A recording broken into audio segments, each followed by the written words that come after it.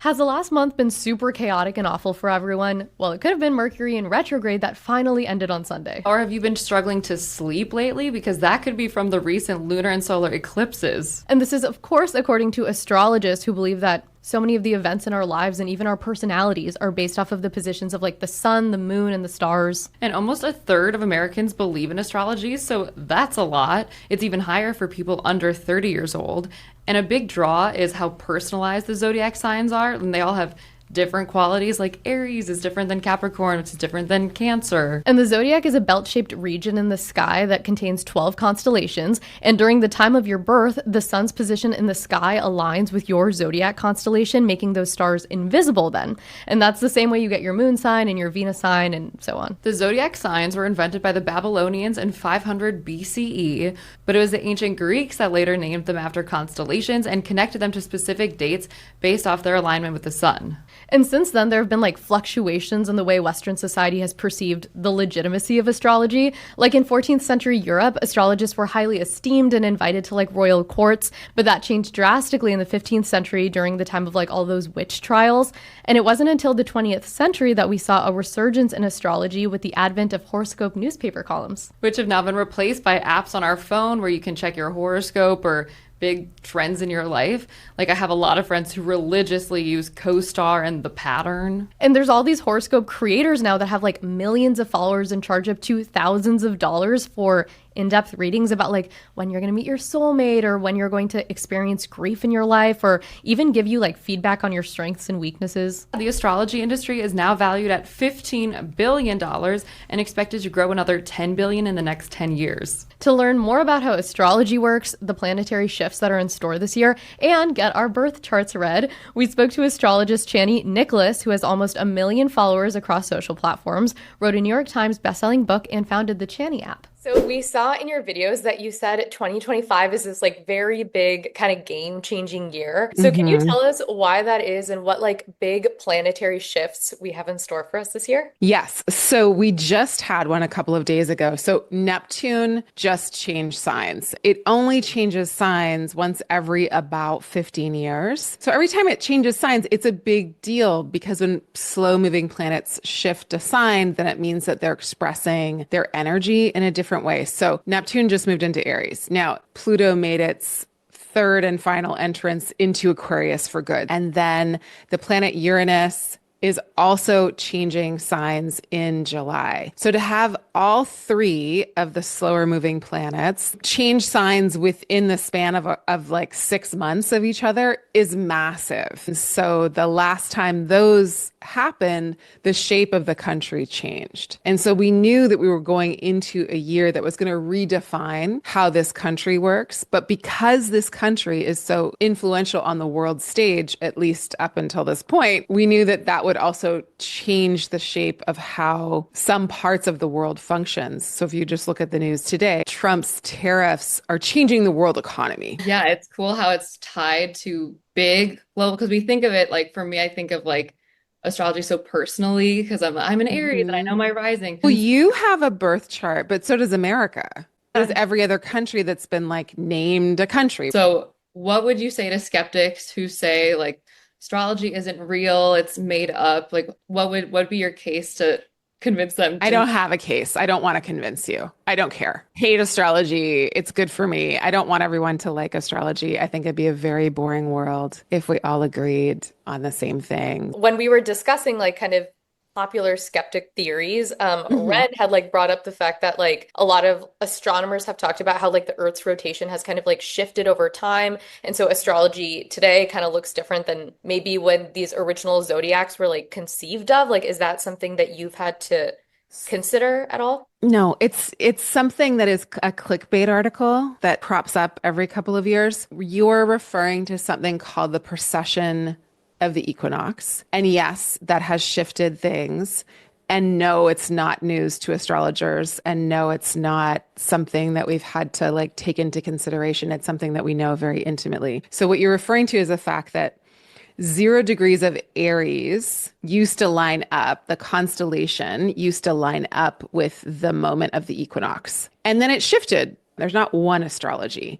There's many different astrologies, just like there's many different religions. And there's no one right religion and there's no one right astrology. There's just different ways of talking about the same thing. So Western astrology has stayed with the seasons, to put it very simply, and what we might call Indian astrology, Vedic astrology, they have stayed with the sidereal, which is the constellation-based zodiacal wheel. And we understand each other. Like, I understand what they're looking at, they understand what I'm looking at. But usually people that write those articles don't care that we all know that, and they pretend like astrologers don't know anything and they're just making this stuff up and it's all changed and they don't even understand. And then there's the whole like 13th sign thing, which is ridiculous. Not everything in the sky in the universe fits into these nice simple boxes, but for the sake of a system, we've created something that contains a certain amount of equal parts. And so obviously people, when they're trying to make money from something, they strip it of all of its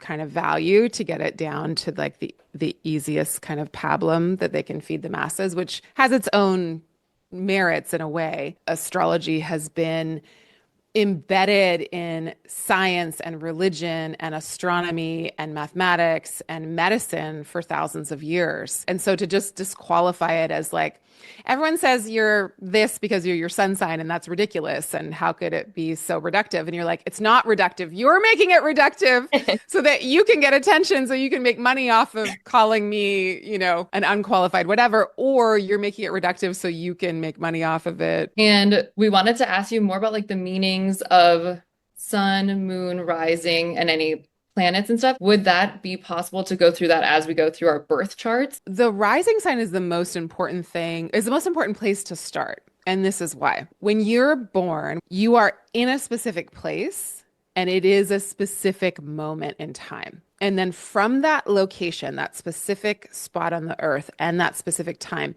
we look to the eastern horizon to see what sign, what piece of the zodiac, again, depending on how you look at it, but what piece of that is rising up over the eastern horizon at that precise moment. That means that every couple of hours, the sky has changed, right? So the rising sign is very specific to you because that changes so rapidly. The sun only changes signs once every 30 days. So if the sky is a wheel or a dial, the zodiac is a wheel or a dial, how it's oriented is really important because every planet and every point is somewhere in that dial at that time. And so if I know your hour of birth, I know where everything else is, which tells me something about every other factor of your life. So when I got both of your charts, I was like, okay, well, where is the Mercury in their charts? Like, what is Mercury ruling? Why did I think that? Mercury is the planet of communication. It is the planet of reporting, reporters, writers, communicators. So journalists are absolutely, without a doubt, ruled by Mercury. So the rising sign tells us, yes, a quality of the life. And then the planet that rules that sign is going to tell us the direction of life that you must go in. My heart What is are like your beating rising so signs? fast. Like I don't even know I'm all like, of a oh sudden. no, am I in the wrong career? Well, there's two signs that Mercury, the planet of communication and journalism, rules. And one sign is Gemini, and the other sign is Virgo. Oh, So what are my your gosh. rising signs? Oh my God. That is crazy. So you're both ruled by the planet of communication, Oh Wow. my the God. planet of gathering facts, gathering data, communicating about it, writing about it. And Wow. both of you have that mark. So I was like, LOL, that's perfect. LOL, that's perfect. That's That's so great. cool. So Ren, your Mercury is in Aries right next to your sun. So that means that you're born in this really special condition, which is called a Mercury cazimi.